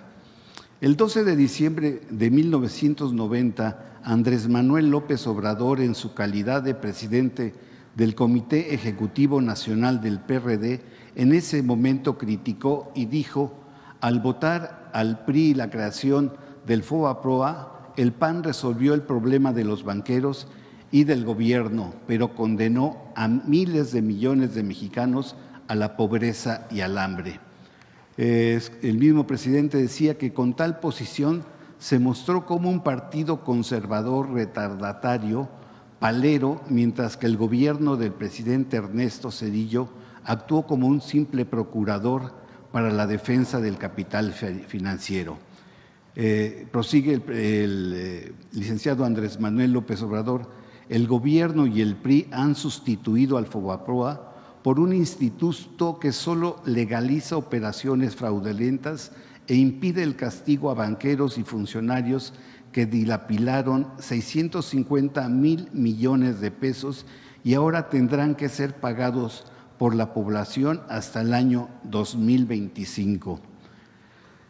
Presidenta, al tenerse ya un nuevo presupuesto de egresos de la Federación 2025, cuando es preciso que no se sigan o que se cuiden los recursos públicos que tanta hacen falta para cubrir las necesidades, en este contexto le pregunto, el autor del libro, el licenciado Andrés Manuel López Obrador, en su tiempo dedujo que el tiempo para terminar de pagar esta deuda es el año 2025. La pregunta es, ¿su administración podría decir que han pasado los años suficientes para que esta deuda quede saldada, quede pagada por los mexicanos y eliminar esta deuda? ¿O saber cuándo se terminará de pagar y cuál es el monto actualizado que hemos pagado los mexicanos? Lo desconocemos. Sí, es más de 1 billón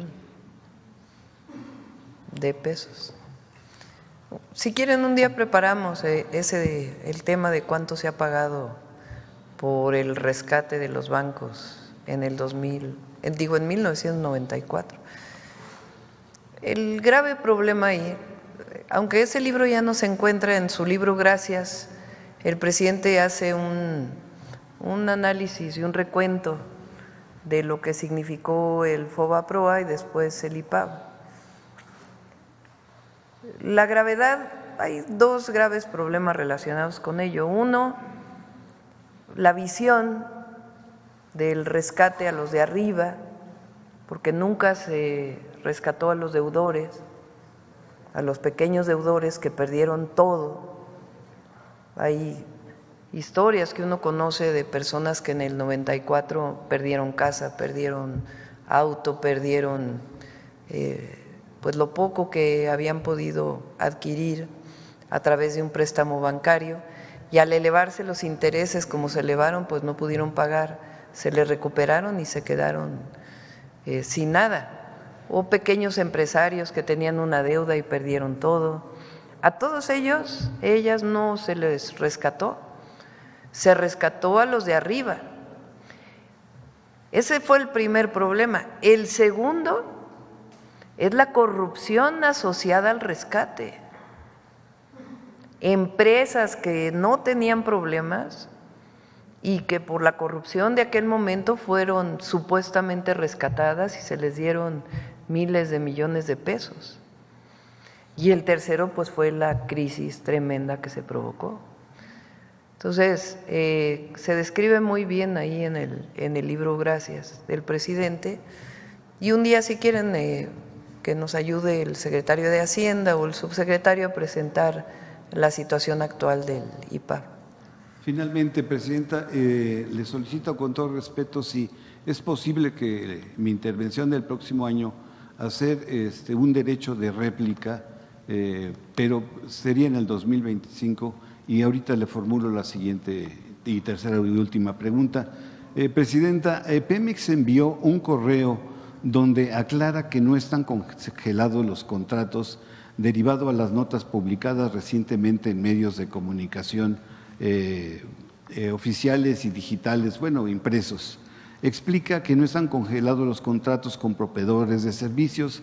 Pemex Exploración y Producción solicitó una suspensión temporal de los procesos de publicación de contrataciones y convenios modificatorios de contratos de procesos que no sean cumplidos, mientras que concluyan las fases de análisis, eficiencias operativas y presupuestales, y estima que al terminar, antes de terminar este año, pudiera pagar.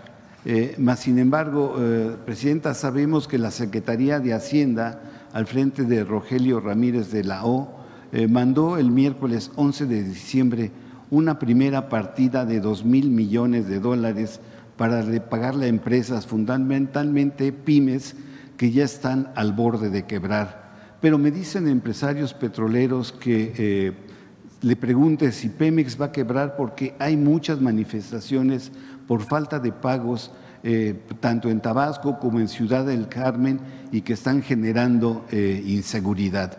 En Campeche y en Tabasco los ánimos están tan encendidos al grado que las compañías transnacionales y nacionales han cancelado las fiestas navideñas y las posadas para sus trabajadores, pues no tienen para pagar la nómina y mucho menos para hacerle fiesta a sus trabajadores. La pregunta es, Presidenta, ¿Pemex le pagará a los proveedores, a todos los proveedores al finalizar el año? ¿O se ha expresado que en la última Junta de Administración de Consejo de Pemex se dijo que sería hasta febrero del 2025? ¿Cuál es la fecha para que pues, los proveedores no tengan una amarga Navidad? Sí, se va a pagar una parte ahora en diciembre, otra parte en enero y otra parte en febrero. Con el cambio de administración se está haciendo una revisión integral de Pemex en varios sentidos. Ya vamos a presentarlo aquí.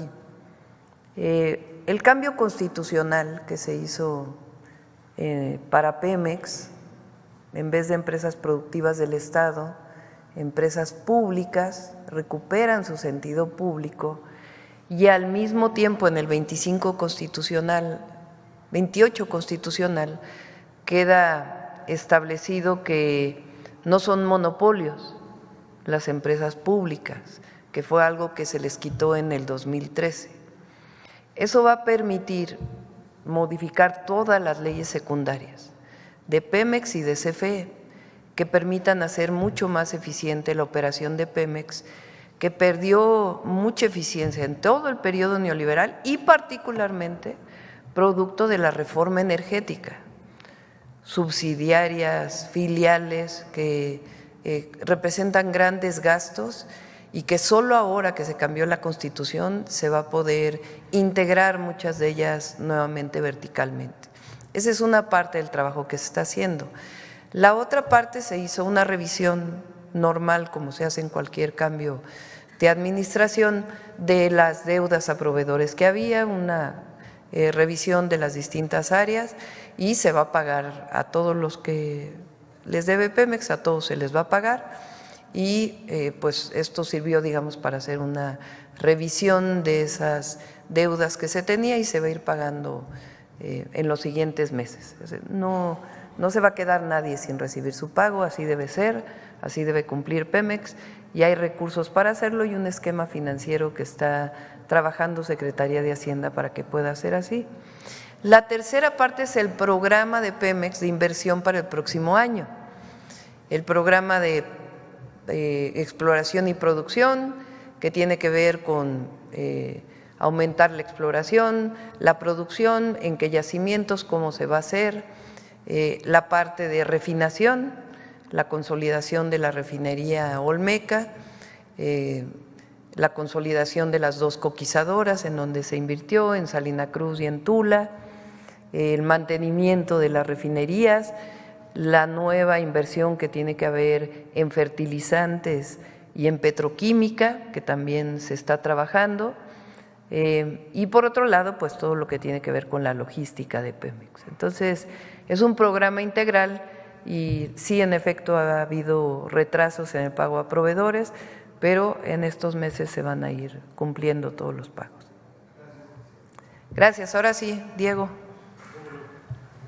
Diego presenta 2 cosas, una mujer indígena y otra humanismo mexicano. Sí, muy bien. Pues en primer lugar, Presidenta. La encuesta.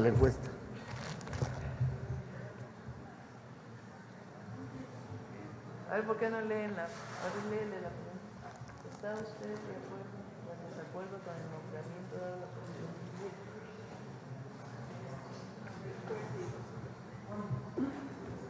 A ver, léelo tú, digo. Sí. ¿Está usted de acuerdo o en desacuerdo con el nombramiento dado a la presidenta Claudia Sheinbaum por parte de la revista Forbes? 73% de acuerdo, 12% en desacuerdo, 5% ni de acuerdo ni en desacuerdo, 10% no sabe o no contestó.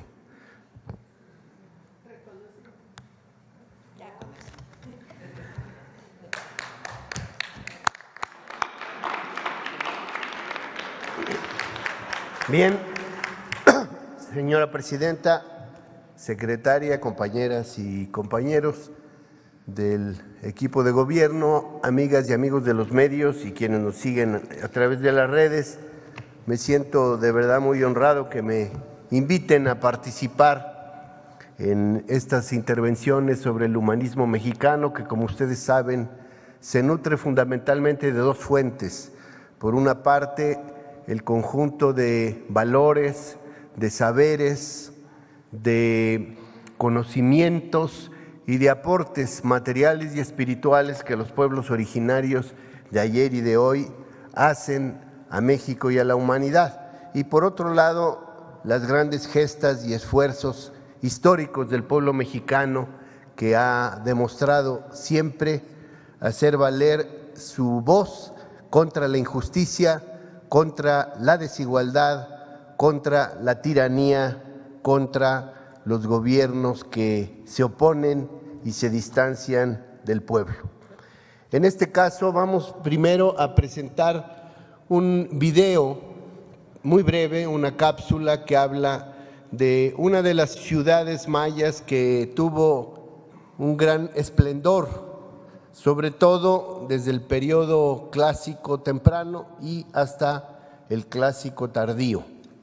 Se trata de Sivanché. Quiero, antes de pasar el video, hacer una puntualización que me hizo mi querida maestra Silvia Terán, una gran conocedora del maíz y de la milpa, sobre todo en la parte maya peninsular.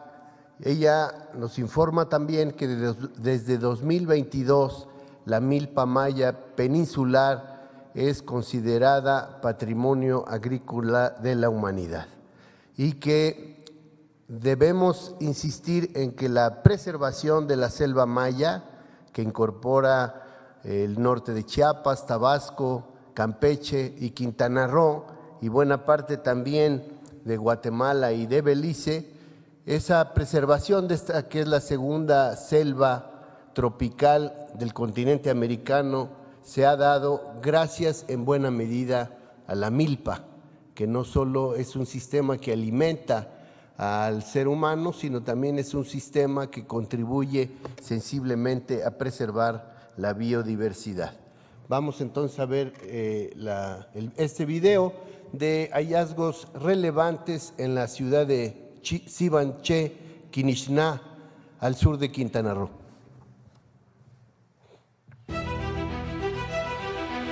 Muchos han sido los hallazgos que, gracias al salvamento arqueológico y al programa de mejoramiento de zonas arqueológicas Promesa Tren Maya, nos han permitido confirmar la majestuosidad y fortaleza cultural de la civilización maya,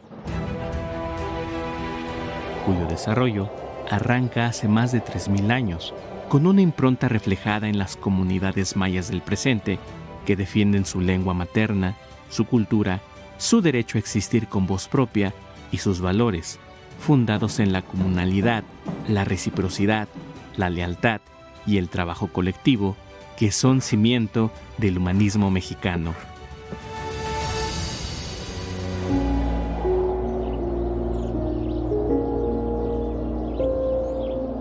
Tal es el caso de la antigua ciudad de Sivanché, Quinixná, donde se halla un relieve en estuco al interior de un edificio o subestructura de etapa anterior, en el juego de pelota 2.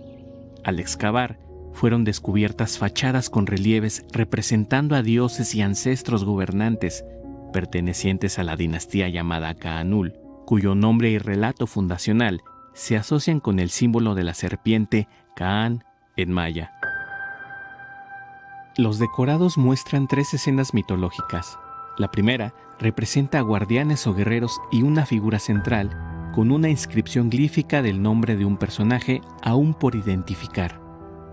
En la segunda aparece otro personaje y 2 figuras a cada lado con símbolos celestiales asociados a la noche. La tercera muestra la representación de animales mitológicos vinculados con constelaciones. Las 3 escenas comparten figuras de serpientes entrelazadas utilizadas por los gobernantes de Sivanché para afirmar su relevancia y poder como representantes de las deidades en la tierra.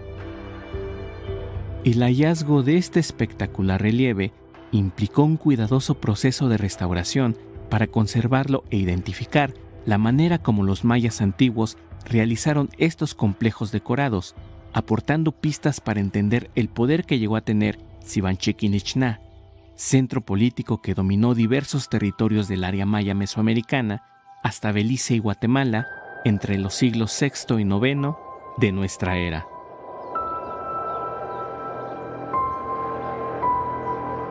Belaitzak ohete titulaka bashtu bete uche mako masewal. Achkimak ol tak tsak yetu laka yoka le ola le patgeshwei zona arqueológica Sivanché yete Quinixná.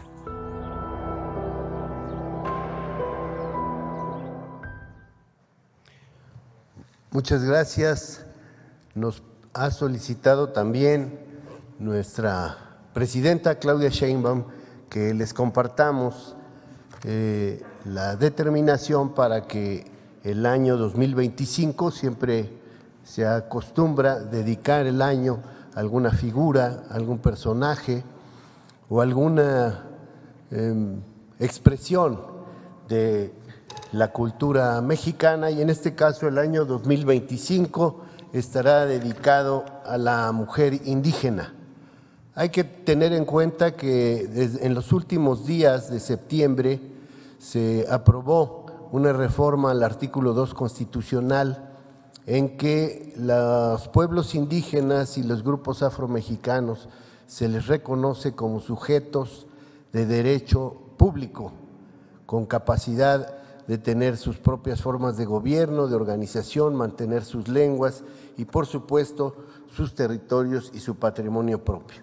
En este caso, la idea es resaltar el papel que tiene la mujer en la humanidad toda, pero en particular en la lucha por la emancipación y por los derechos de los pueblos indígenas, y por eso se ha dedicado a la mujer indígena este año 2025, perdón, 2025, y la Dirección de Comunicación ha hecho una selección también con la participación y asesoría del INAH para que se presenten algunas figuras emblemáticas de la historia de nuestros pueblos indígenas. La que sigue. ¿Vamos a presentarlas? Sí, se escogieron 4 mujeres que van a aparecer en el emblema correspondiente al año 2025, una mujer mexica, en este caso tecuichpo. La que sigue, una mujer maya, en este caso hablamos de Sacbuajau, también conocida como la Reina Roja. La que sigue,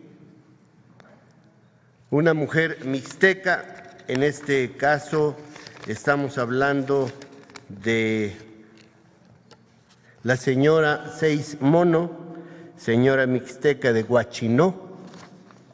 Y la que sigue, una mujer tolteca, estamos hablando de Xiutzatzin, flor de la tierrita tolteca. La que sigue, vienen algunas explicaciones sobre estas figuras, la presentamos. Si quieres lo dejamos porque ya está. O la dejamos así y ya en la próxima explicamos ya las particularidades de cómo fue que se hizo esta selección, esta curaduría, por decirlo así, obviamente dejando claro que nunca vamos a poder expresar la inmensidad y la diversidad de nuestros pueblos indígenas, de nuestros pueblos originarios. Se trata simplemente de dar ejemplos. Gracias. Sería todo.